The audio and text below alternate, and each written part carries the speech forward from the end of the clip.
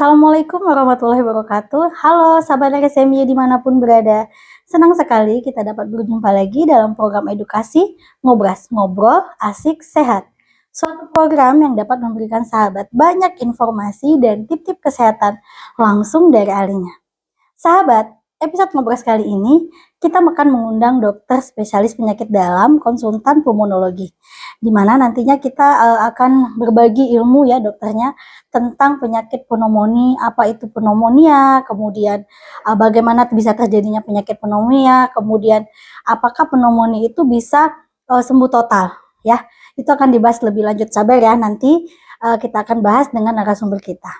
Nah, sebelum kita ngobrol lagi lebih lama, saya ingatkan kembali kepada sahabat RSMY untuk subscribe YouTube PKRS RSMY dengan like, komen, dan share. Dan jangan lupa ya, nyalakan lonceng notifikasinya agar kamu tidak ketinggalan informasi dan tip-tip kesehatan yang lainnya akan kami bagikan. Nah, sahabat RSMY, telah hadir bersama kita saat ini dokter penyakit dalam Dr. Merianson, spesialis penyakit dalam, konsultan pulmonologi. Assalamualaikum, apa kabar dok? Ya, baik, Waalaikumsalam. Iya, jadi kita langsung ya dok ya. Iya. Begini dok, kasus penyakit pneumonia ini ya dok, sebenarnya di Indonesia bisa termasuk penyebab utama pada kematian pada bayi dan anak-anak ya dok. Dan menurut laporan WHO juga banyak menyerang anak-anak di Tiongkok ya dok, tanggal 22 Novemberan kalau nggak salah. Nah, sebenarnya apa itu dok penyakit pneumonia itu? Ya, jadi pneumonia itu salah satu penyakit infeksi pada paru. Jadi infeksi mikroorganisme ke jaringan paru. Jadi bisa dari infeksi saluran nafas atas dulu, kemudian karena sistem pertahanannya lemah, kemudian dia biasa turun ke bawah ke saluran pernapasan bawah, kemudian ke jaringan paru. Iya, jadi mikroorganisme penyebabnya, infeksi mikroorganisme. Mikroorganisme seperti kita ketahui, mikroorganisme itu terdiri dari bisa bakteri, bisa virus, bisa juga jamur dan lain-lain ya. Begitu. Berarti waktu kalau termasuk dok melenceng gejala COVID-19 itu salah satunya pneumonia dok? Iya, salah satu pneumonia juga itu ya, COVID-19 ya. Nah, mengapa seseorang itu bisa terkena pneumonia dok? Ya, jadi itu kan penularan melalui saluran nafas ya. Semua kan di alam bebas ini itu banyak sekali bakteri, virus, dan jamur. Nah, semua itu biasanya menginfeksi dia, sifatnya menginfeksi, tetapi tergantung dari daya tahan tubuh kita. Nah, ketika daya tahan kita lemah, atau gizinya kurang atau tidak fit, pada saat kita tidak fit, jadi terjadilah infeksi itu. Ya, dia seperti saya jelaskan tadi, mungkin awal-awalnya melalui saluran napas atas seperti ISPA ya, saluran napas atas, kemudian seperti batuk pilek ya, pilek influenza. Nah, dari situ karena sistem pertahanan di saluran napas atasnya lemah atau berkurang, sehingga dia terus ke saluran napas bawah, kemudian ke jaringan paru. Nah, terjadilah yang dinamakan pneumonia. Jadi infeksinya di jaringan paru. Berarti dok, gejala awal itu batuk pilek dulu, baru nanti penyakit yang lain muncul. Bisa batuk pilek, kemudian lama-lama karena sudah kena jaringan paru bisa jadi sesak ya. Faktor risiko dari pneumonia itu apa ya dok? Ya, pertama ya yang pasti itu tadi, salah satunya gizi yang kurang ya, karena kemudian lingkungan pekerjaan tertentu yang bisa berisiko ya, misal bekerja di kerumunan orang banyak ya, di lingkungan-lingkungan yang tidak hygiene misalnya ya, itu bisa risikonya. Kemudian pada orang perokok juga itu menyebabkan risiko, karena perokok itu menyebabkan sistem pertahanan di saluran napas berkurang akibat dari asap rokok. Jadi lemah pertahanannya, jadi mudah sekali terinfeksi ya. Baik, pada usia berapa saja ya dok kita bisa terkena? Apakah memang bayi dan anak-anak itu yang bisa lebih rentan terkena penyakit pneumonia? Iya benar, jadi semua usia bisa. Cuman ya tadi memang bayi dan anak-anak memang rentan karena sistem pertahanannya belum sempurna dia. Jadi lebih lemah, jadi lebih mudah terinfeksi ya. Jadi dok, perbedaan antara pneumonia dengan bronkopneumonia itu apa dok? Karena saya sebagai Oh, masyarakat umum tuh sering banget, oh bayi ini kena oh BP, iya, iya. bronkopneumonia gitu dok. Iya, jadi itu tergantung dari lokasi di mana infeksinya, ya. Mm-mm. Ada pneumonia, ada Mm. bronkopneumonia. Mm. Secara umum itu pneumonia, ya, Ya. infeksi jaringan Mm. paru itu Pneumonia, ya. pneumonia. Nah, tetapi orang sering membaginya ada Ah, bronkopneumonia, pneumonia lobaris. ah, Nah, itu tergantung lokasi kenanya, ya. Nah, kalau dia bronkopneumonia itu dia kenanya di jaringan paru dan bronkus biasanya di mm. saluran napas yang di Mm. bawah, Mm. sehingga gambaran di ronsennya Mm. itu ada bercak yang menyebar di Mm. daerah cabang-cabang saluran Mm. napas. Nah, itu dinamakan bronkopneumonia. Tapi ada juga yang pneumonia yang mengenai lobus paru, misal lobus atas saja atau lobus Iya. tengah saja, sehingga gambarannya jelas, namanya konsolidasi di lobus tersebut. Jadi gambaran ronsennya konsolidasi, maka dinamakan dengan pneumonia lobaris yang paling banyak begitu. Kemudian bisa juga dia di lapisan parunya yang kena, yang dinamakan pleuropneumonia. Tapi yang paling sering kalau pada anak-anak Iya. itu dinamakan yang paling Iya. sering terkena itu bagian cabang-cabang bronkusnya dinamakan bronkopneumonia. Iya. Ya. Baik dok, untuk yang saya fokus ke anak-anak dulu ya dok sama Ya. bayi, itu apakah penyebab salah satu dia mengalami bronkopneumonia itu adalah asap rokok ya dok? Bisa nggak dok? Sebenarnya Isu-isu globalnya masyarakat awam kan gitu. jadi begini, asap rokok itu kan itu namanya itu faktor lingkungan, ya.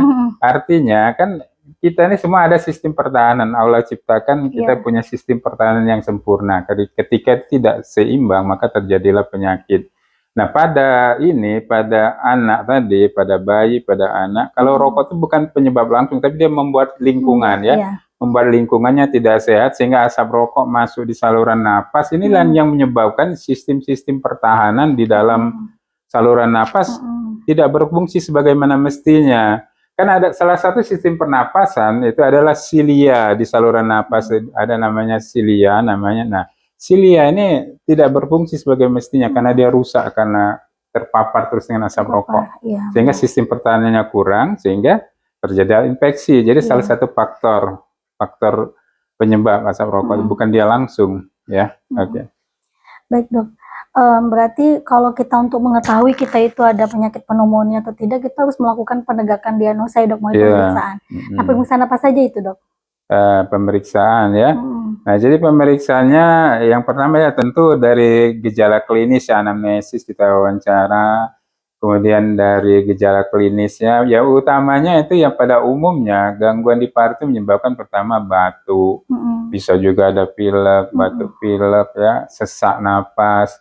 Nah, kalau secara khas, kalau pneumonia itu ada pneumonia yang khas gejalanya, itu demam biasanya, demam tinggi, kemudian ada batuk-batuk, sesak napas, kemudian ada nyeri dada biasanya, itu yang khas, gejala yang khas. Kalau mengi nggak dok? Mengi jarang mengi, tapi kalau memang ada komorbid atau penyakit lain seperti asma, karena dicetuskan infeksi bisa juga ada mengi. Jadi mengi itu terjadi bila ada sumbatan di bronkus, di saluran napas besar ada sumbatan, nah itu menyebabkan mengi. Tapi bisa juga terjadi pada orang yang bukan asma terjadi mengi kalau memang karena peradangan di saluran napas, terjadilah penumpukan sekret segala macam, sel-sel radang ngumpul di saluran napas, kan sempit saluran napas, sehingga terjadi mengi juga, nah begitu, ya.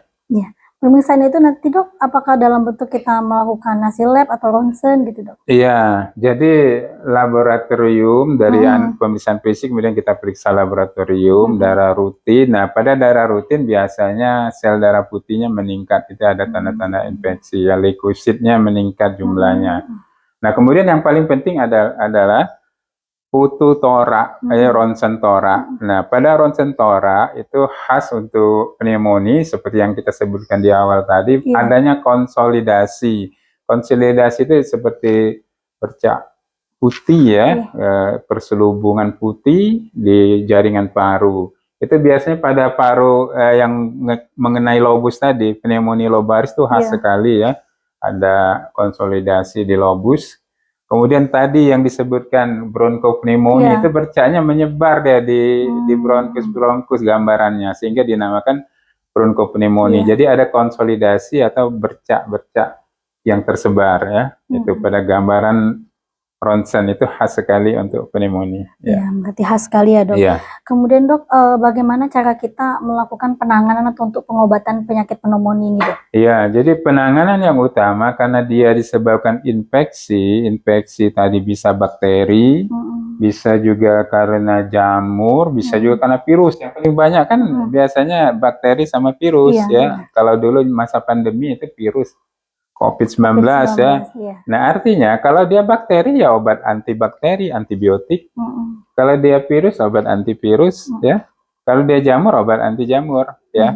Tapi umumnya banyak itu yang ditemukan adalah karena bakteri. Makanya dikasih antibiotik. Antibiotik. Ya. Iya. Baik, Dok.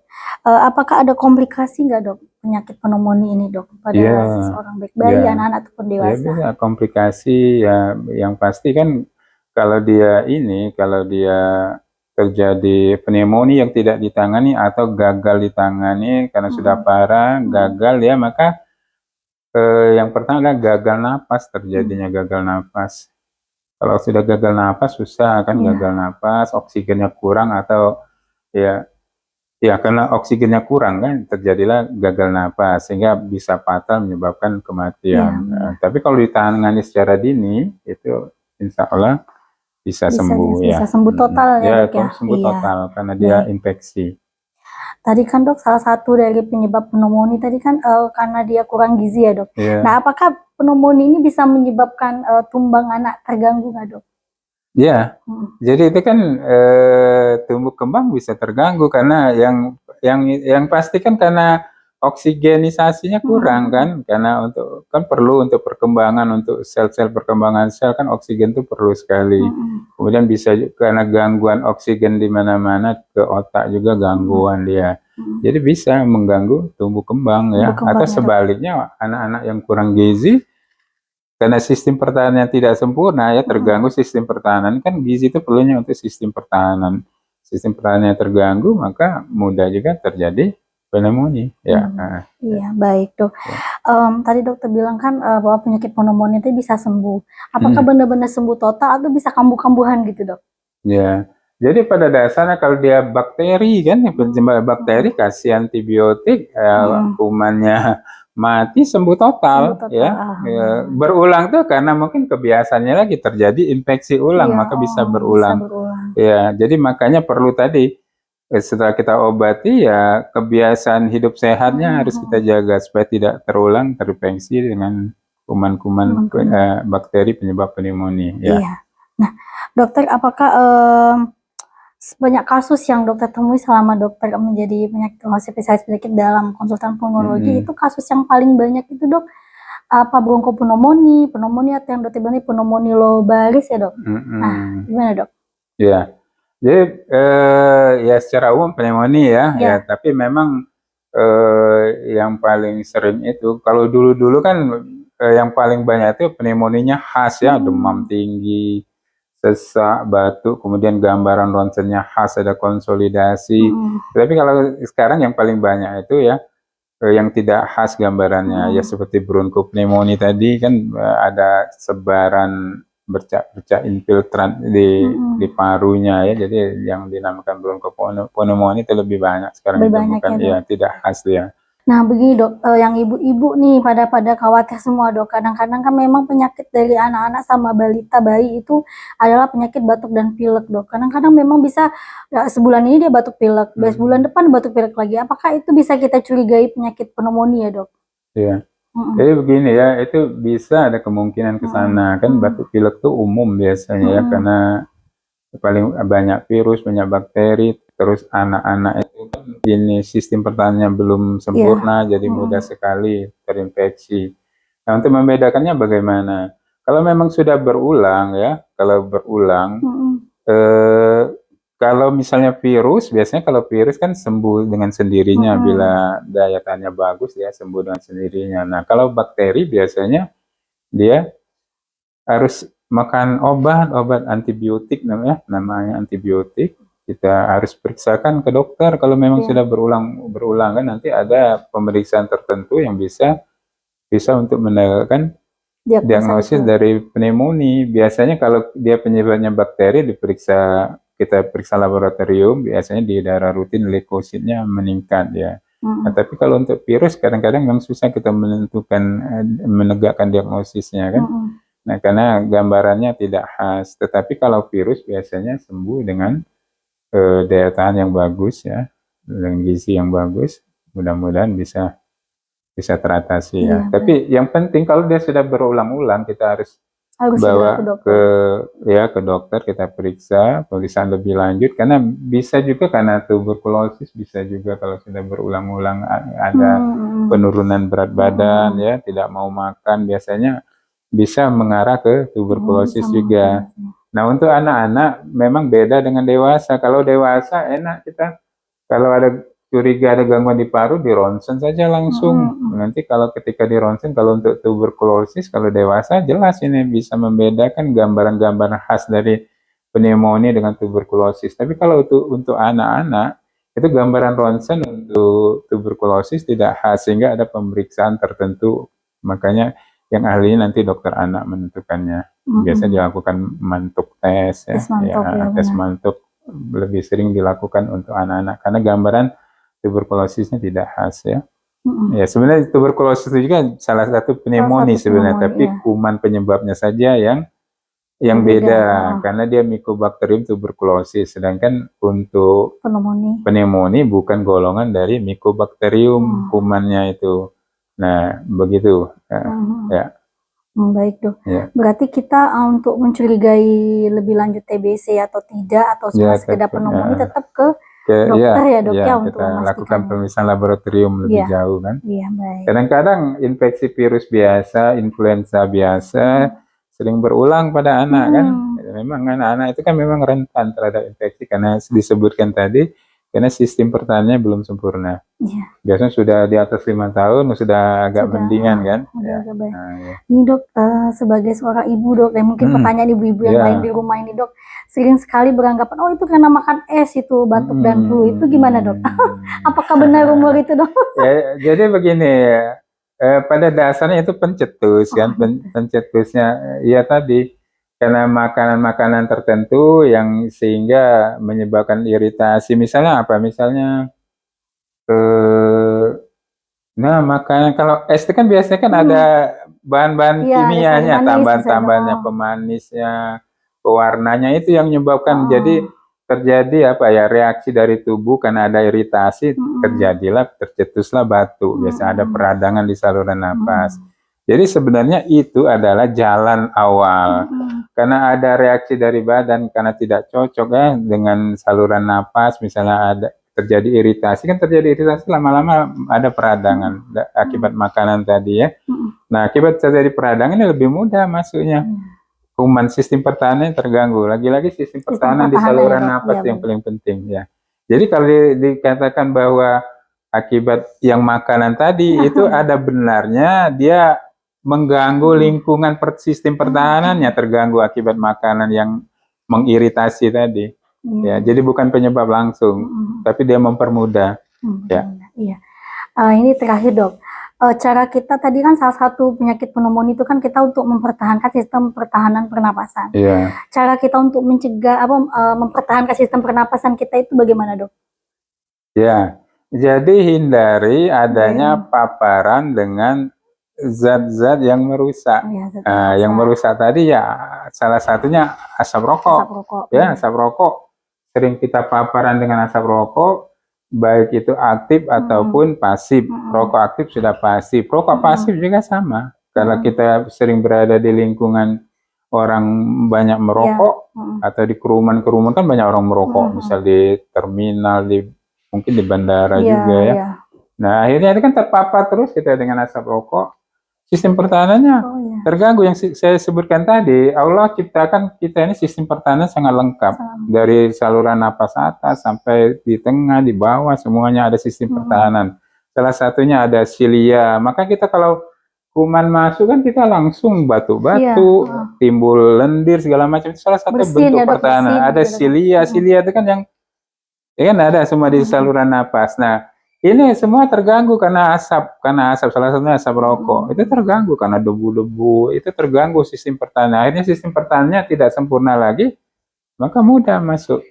Itu yang pertama Itu yang ya. Jadi pertama. dari lingkungan itu. Kemudian dari dalam badan kita sendiri kita harus meningkatkan sistem pertahanan, salah satunya dengan makanan yang bergizi, kemudian dengan olahraga. Nah, dengan olahraga itu salah satu untuk meningkatkan sistem pertahanan dan makanan yang bergizi tadi. Ya, karena makanan bergizi tadi diperlukan untuk membentuk sel-sel untuk sistem pertahanan. Ya.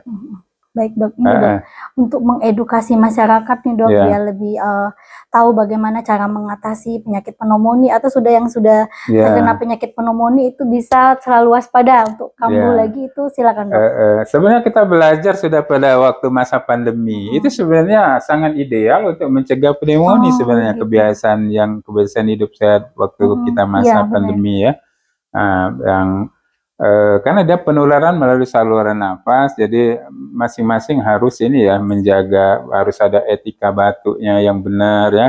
Kemudian menghindari kerumunan, kalau ada kerumunan pakai masker ya, seperti yang dipraktekkan pada waktu kita masa pandemi. Dan berhasil ya dok. Dan berhasil ya itu ya, salah satunya. Iya baik. Terima kasih sahabat RSMI sudah menyaksikan episode Ngobras kali ini. Saksikan episode-episode selanjutnya yang lebih menarik lain. Tetap semangat, jaga kesehatan. Sampai jumpa. Salam sehat.